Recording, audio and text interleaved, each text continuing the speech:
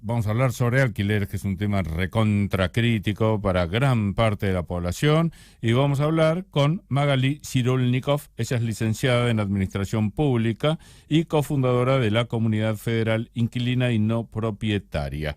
¿Cómo te va, Magali? Simón te saluda. Hola, ¿qué tal? Ok. Bueno, a ver, contanos, ¿cómo está la situación de, por ejemplo, la vapuleadísima y temida y combatidísima ley de alquileres? Ojo que hemos seguido mucho el tema en su origen, no lo estamos haciendo ahora, así que bien me podría decir que está muerta. Nos interesa el tema, pero tenemos poca actualidad en él hoy. Contanos. Mira, hace un par de semanas había salido como un trascendido desde Presidencia, que en una reunión del ministro con el presidente de la Nación habían evaluado la posibilidad de derogar la ley, cosa que no es posible y que después de 2 semanas fue aclarado por Gabriela Cerruti. Si bien evalúan que no es la mejor legislación, que por ahora permanece vigente, y vimos en esas semanas donde había aparecido como un trascendido que gran parte del sector inmobiliario lo que estaba haciendo era hacer contratos fuera de la ley, especulando con que la ley se fuera a derogar. Entonces sí provocó un efecto en el mercado de alquileres, un efecto negativo, que es el incumplimiento de la ley.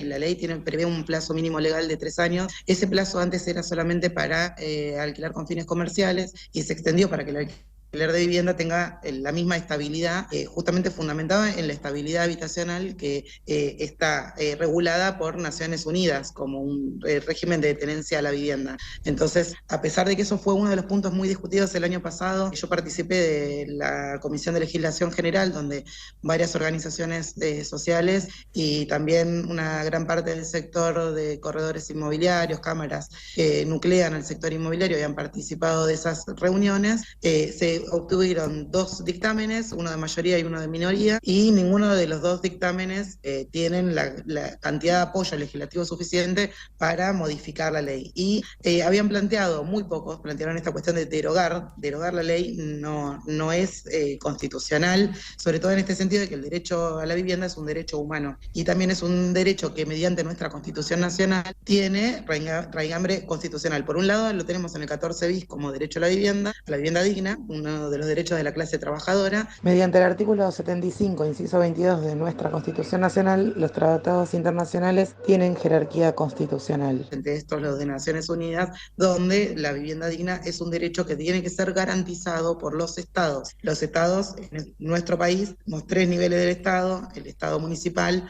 provincial y el Estado Nacional, los 3 tienen la responsabilidad de garantizar que la ciudadanía pueda ejercer este derecho. Entonces, la vivienda, el alquiler de vivienda es uno de los mecanismos para el acceso a la vivienda digna, y no se puede ir para atrás en materia de derechos humanos. No se puede, por ejemplo, no es legal, para explicarlo lo más sencillo posible, no es legal que se baje el plazo mínimo. El plazo mínimo lo que hizo fue aumentar la estabilidad de la tenencia de la vivienda. El plazo mínimo es de 3 años. Ese plazo no se puede, es inconstitucional, no se puede retrotraer a un plazo menor. De por sí, todos estos acuerdos los tratan de plantear como una voluntad, una libre voluntad entre las partes desde el sector inmobiliario, que no existe tal libertad de voluntad cuando una parte impone las condiciones de contrato y la otra solamente acepta. Es una característica de los contratos de adhesión, es que una parte adhiere a la voluntad expresada de otra parte. No es los inquilinos e inquilinas pueden discutir las cláusulas de un contrato, y ahí es donde muchas veces se incorporan cláusulas que son abusivas, que son fuera del orden legal, que es lo que estuvieron haciendo también de la mano de que el Poder Ejecutivo planteó esta cuestión como un trascendido de una posibilidad de derogar, cosa que no es constitucional que lo hagan. Y vos, como a grosso modo, imaginariamente, si es que no lo tenés en cifras, me alcanza igual, ¿en qué porcentaje de cumplimiento decís que está la ley de alquileres? No, es muy bajo el cumplimiento, pero el principal incumplidor es el Poder Ejecutivo, porque en la ley el Poder Legislativo le ordenó al Poder Ejecutivo hacer un programa nacional de alquiler social. Ese programa nacional de alquiler social traería justamente soluciones para la parte más vulnerable. ¿En qué implicaría, Magali? El programa prevé cuestiones que tienen que ver con atender a las personas víctimas de violencia de género, a las personas de la tercera edad. Te voy a leer algunas que tiene. Dale, tenemos tiempo, claro. Tener especial consideración por las personas que se encuentran en situación de violencia de género en el marco de lo previsto por la Ley de Protección Integral de las Mujeres.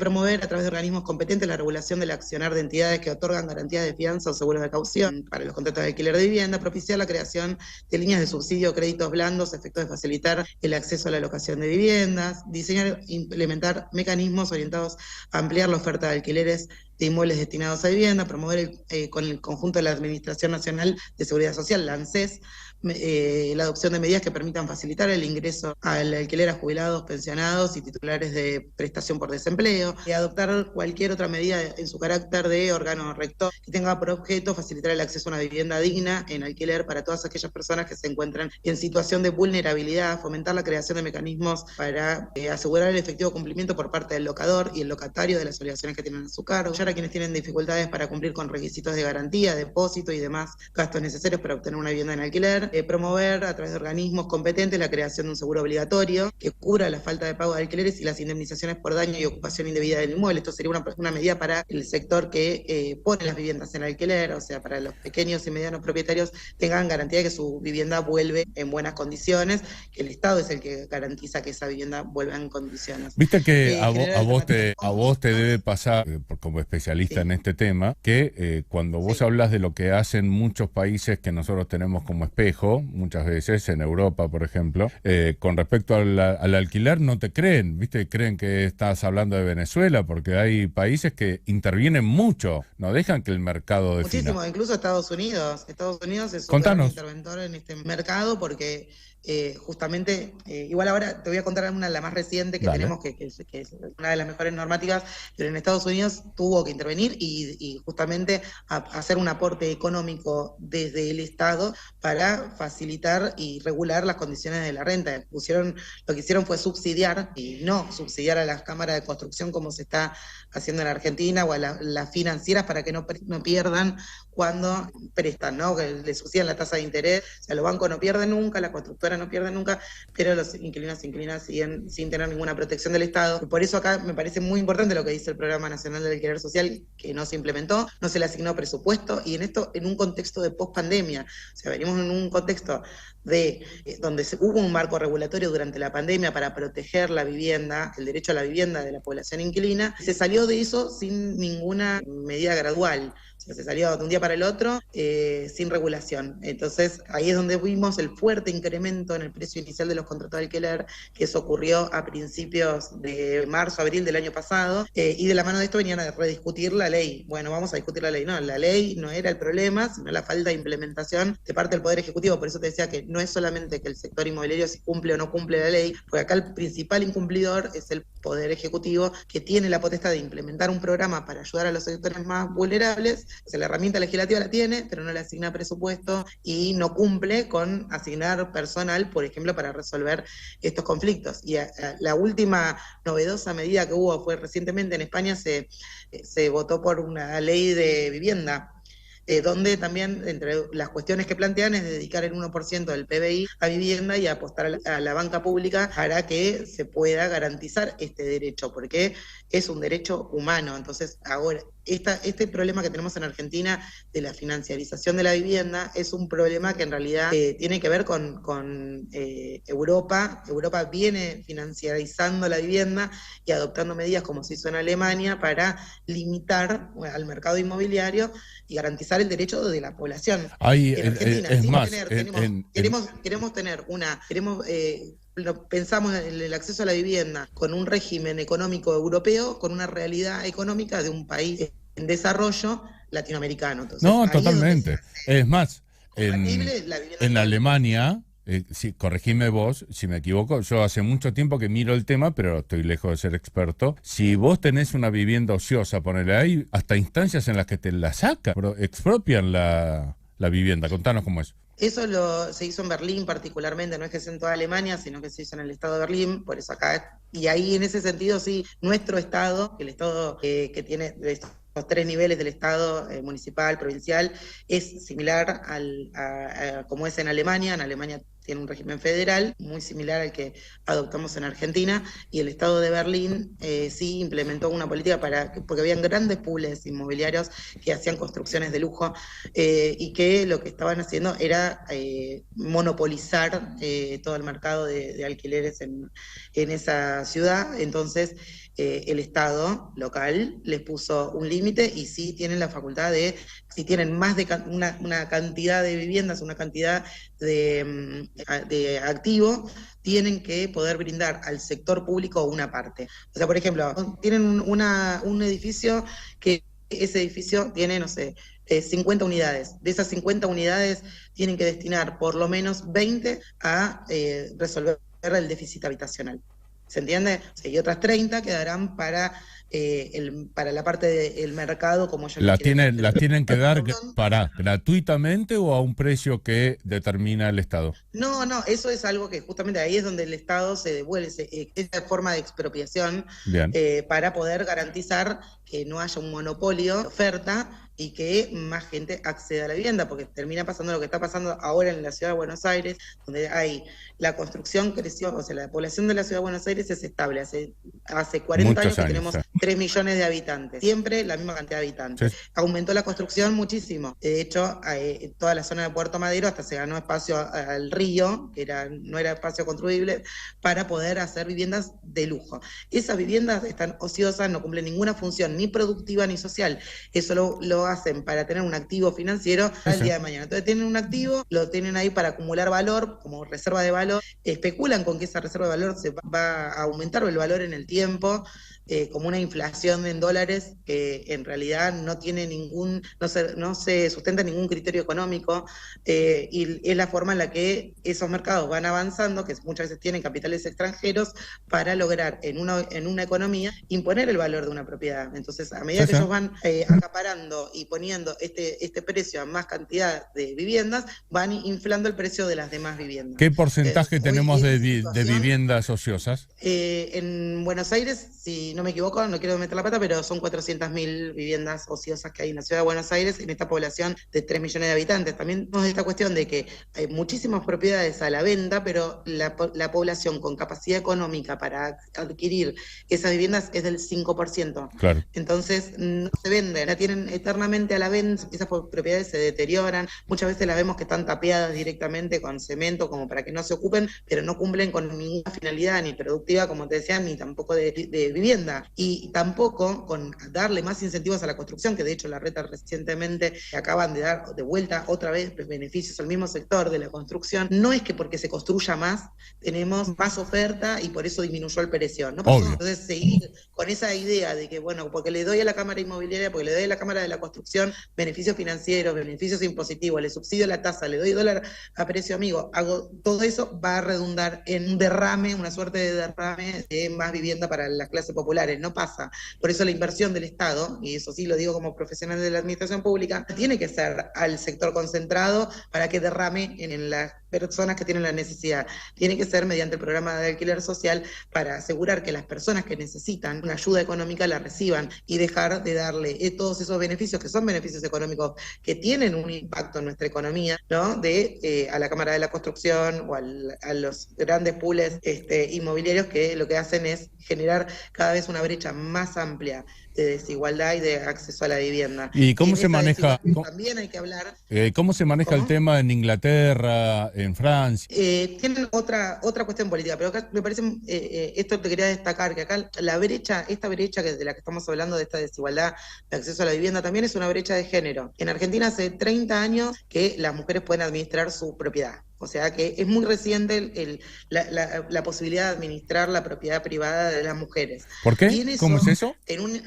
Porque según el Código Civil, que era el de Vélez Sarsfield y de otras modificaciones que vieron, las mujeres no podíamos administrar patrimonio. Y recién con la ley de divorcio se empieza a regular la posibilidad de las mujeres a poder administrar. ¿Por qué? Porque antes la mujer necesitaba de un hombre, sea el marido, el padre, el hermano, que administre la propiedad. Es un derecho exclusivo de los hombres. Mira. Entonces, en eso se provocó una brecha estructural de acceso a la vivienda de las mujeres, que hoy se ve, por ejemplo, cuando hay un informe del Banco Interamericano de Desarrollo, donde hace por régimen de tenencia y una descripción por régimen de tenencia en cada rango etario, por ejemplo, entre los 20 y los 25 años, 30 y 35 años, así. En todos los rangos etarios hay más mujeres alquilando que hombres en Argentina. Y eso es a nivel nacional. Y la población que alquila a nivel nacional es el 19,7%, casi el 20% de Argentina alquila, y tenemos un territorio lo suficientemente vasto, producimos una riqueza lo suficiente para que cada persona pueda acceder a la vivienda digna. Entonces, ahí es donde hay un problema realmente de a dónde se pone el presupuesto, a dónde ponemos la plata que el Estado recauda mediante los impuestos, mediante los mecanismos de recaudación, porque también había antes, hasta hace 7, 8 años atrás, había un impuesto que era el impuesto a los combustibles, del cual el 45% estaba destinado a programas de vivienda. Eso en el año 2016, el gobierno de Macri lo bajó al 15%. No se volvió a actualizar, o sea, se destina del 15% del impuesto a los combustibles, va para programas de vivienda, nada. Entonces se desfinanció a los programas de vivienda que son desde el Estado, sacando justamente un impuesto que tenía una asignación específica. Sacaba del impuesto a los combustibles y asignaba para satisfacer la necesidad de vivienda de la población argentina. Eso se sacó, se cambió, no volvió para atrás. Entonces lo que hubo también, esta desfinanciación, por un lado, va de la mano con la gran inversión que hace el Estado en darle al sector privado, al sector financiero, plata del Estado para subsidiar tasa, plata para construir viviendas, cuando en realidad tenemos un montón de viviendas que no tienen ninguna utilidad ni productiva ni social. Pensar que la construcción va a solucionar el tema de viviendas es como la idea que se está aplicando de pensar que producir más comida va a paliar el hambre en el mundo. Ambas cosas son igual falsas, olvídate. Tal cual, bueno, de hecho en Argentina producimos alimentos para 400 millones de personas y tenemos un montón de gente muriéndose de hambre, y tenemos 45 millones de habitantes, y no podemos garantizar que cada hogar tenga un plato de comida, no podemos garantizar que cada hogar tenga derecho a la vivienda digna, porque esos derechos, que acá cuando uno ve muchas veces este discurso que viene ahora del liberalismo, que como si los derechos hay que adquirirlos según la capacidad económica que tiene cada persona, eso va en contra también de estos tratados internacionales que te digo, donde Naciones Unidas, o sea, todo el derecho internacional dice que los estados son responsables de garantizar esto. Entonces, no se puede endilgar una responsabilidad de un estado a un particular? Bueno, garantizate tus derechos como puedas según la capacidad económica que tengas. Eso no puede pasar. Directamente es en contra del Estado de Derecho. Entonces, la única manera de implementar ese tipo de políticas que está promoviendo Milei, por ejemplo, la única manera de implementarlos es dejar de lado el Estado de Derecho. No hay forma en un Estado de Derecho. Y aparte le sacás el sentido al Estado, de alguna manera. El Estado justamente es el proveedor de esos derechos de la gente que no puede proveérselos solos. El garante, el garante de los derechos es el Estado. Sí. Bueno, querida Magalí, a ver, estamos terminando. ¿Cómo estás? Llena de energía. A ver, ¿querés cerrar con algo esta charla? ¿Habrá muchas en el futuro? Volvemos a insistir con la necesidad de la implementación del Programa Nacional de Alquiler Social. Yo integro la Comunidad Federal Inquilina y No Propietaria, el Observatorio del Derecho a la Ciudad también. Les pedimos que nos sigan en nuestras redes. Estamos en Twitter como Inquilines, en Instagram Comunidad Federal Inqui, y en Facebook Comunidad Federal Inquilina y No Propietaria, así que nos pueden seguir, todos invitados. Brillante. Bueno, te mando un abrazo grande y será hasta la próxima charla, que sin dudas existirá. Que estés muy bien. Muchas gracias, hasta luego.